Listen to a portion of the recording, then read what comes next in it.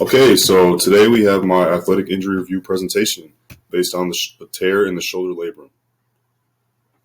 The introduction. So, the structural characteristics of a shoulder labrum tear are the disruption or separation of the labrum, a structure that surrounds and stabilizes the shoulder joint.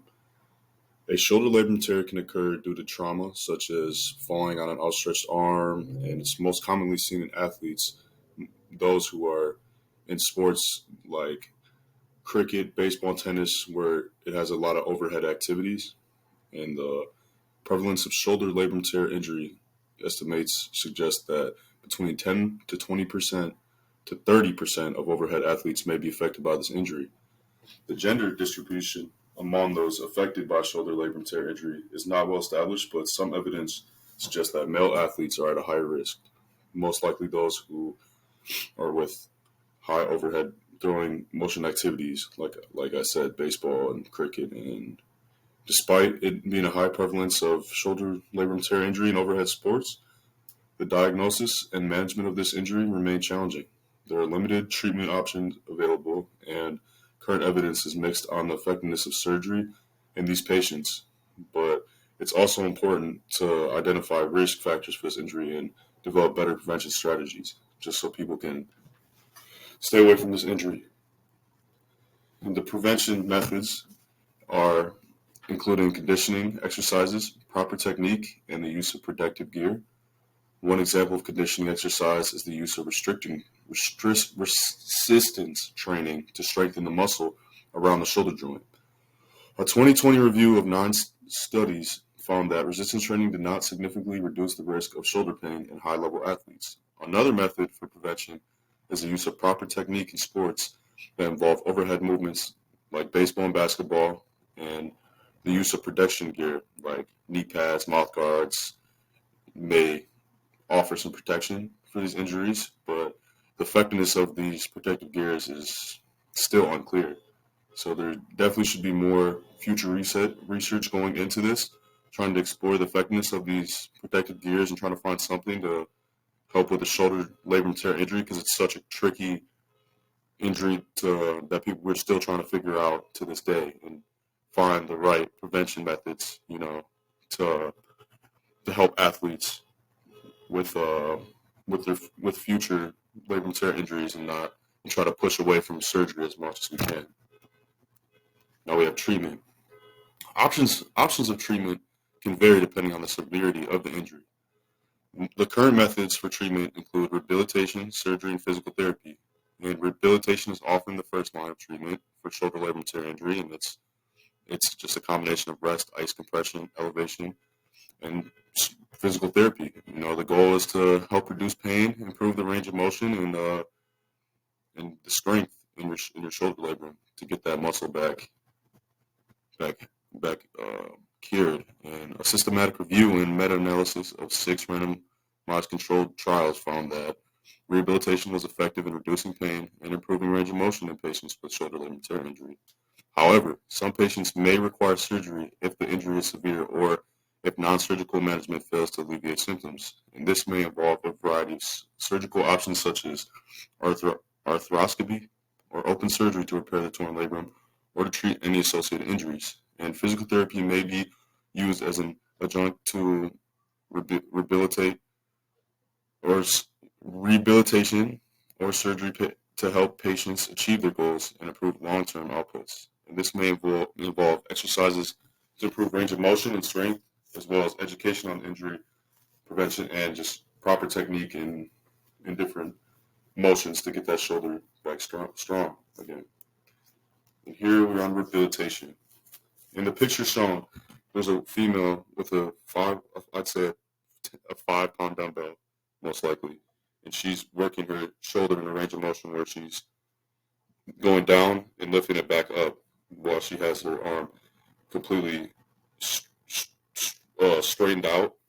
And that's just a good motion to get your shoulder strong, or using all sorts of different bands, resistance training to help work that muscle. Nothing, you don't want to overwork it, or you want to get those muscles firing and get it back to where it's at. And some other methods that you could use are rest, ice, compression, elevation, and in these pictures was the physical therapy that could be done after post surgery or even before, depending on how bad, severe your labrum injury is. But like I said, she's moving her arm up. I don't know the exact name of that movement, but I've done it before, and it's good to help strengthen your shoulders and definitely gives you some better strength in your shoulders. Or using resistance bands too always helps. So now we have research highlights. In the study I found, the purpose of the study was to explore the effectiveness of rehabilitation in reducing pain, improving range of motion, and strength in patients with shoulder labrum tear injury.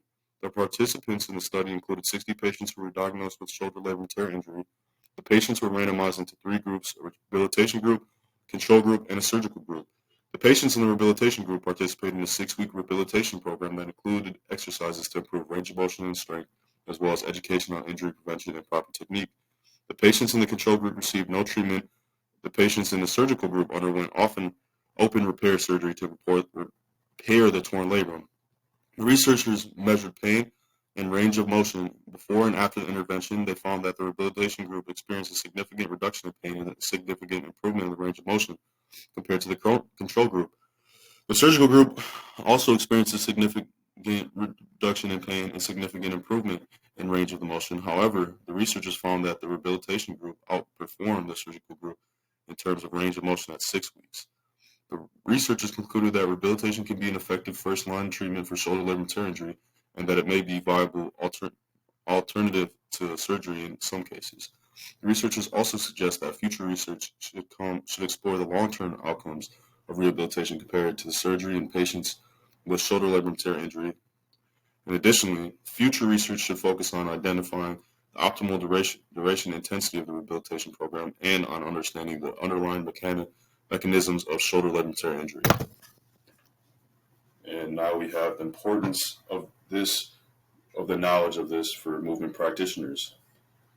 Overall, with research and everything, it's very important for coaches to have a good understanding of the risks and prevention techniques for shoulder labrum tear injury, just so they can seek medical attention if an injury occurs and help out their athletes. And with a trainer, they should be able to develop a good training program that will minimize the risk of shoulder labrum tear injuries and ensure athletes are well informed of the risks, because I know if I go to my trainer and I'm injured, they're going to make sure I get a good weight room program to get my shoulder, my knee, whatever it is, back on track, And with therapists, they should be able to, this is important because they should be able to accurately diagnose and treat shoulder labrum tear injury and consider the individual's needs and goals of each athlete during rehabilitation. And with an instructor, they should be able to prevent shoulder labrum tear injury by promoting proper technique and form and identifying signs and symptoms of injury in their athletes, and just being able to communicate this with the coaches, trainers, and therapists when needed. And with athletes, we should all be aware of our own risks in our bodies and get the right optimal care we can by either reaching out to the coaches, trainers, instructors, anyone that will help us, and for others like doctors, nurses, and medical practitioners, it should be important for them to understand this because they will know what to do if someone has a labrum tear injury, just to make sure if they need surgery, or you never know what it is in someone's case, or how significant their tear is. So it's all important for all of these movement practitioners to know and have the knowledge behind on a shoulder labrum tear injury, just so you should be able to help athletes get back to, or athletes or anyone that's going through this injury, get back on track and get their shoulder back right. So, and now with the conclusion for the shoulder labrum tear injury, as we went over, it's a common injury in athletes that causes pain and reduced range of motion, keeps you very stiff, and managing it involves a combination of rehabilitation, surgery, and physical therapy. And rehabilitation focuses on just reducing the pain, improving the range of motion. And surgery is another step you can take if the torn labrum is very severe. And physical therapy is important for for rehabilitation after surgery, or even anyone that is trying to get their range of motion and strength back to where it was, and the effectiveness of these methods is limited just based on the fact that there's not a lot of high quality evidence on the shoulder labrum tear. Like it's not. There's still some research that needs to be done that will be able to help movement practitioners and just help keep people more knowledgeable on this injury, and maybe find some new ways to help prevent and diagnose and just manage shoulder labrum tear injury effectively and ensure the well-being of athletes. So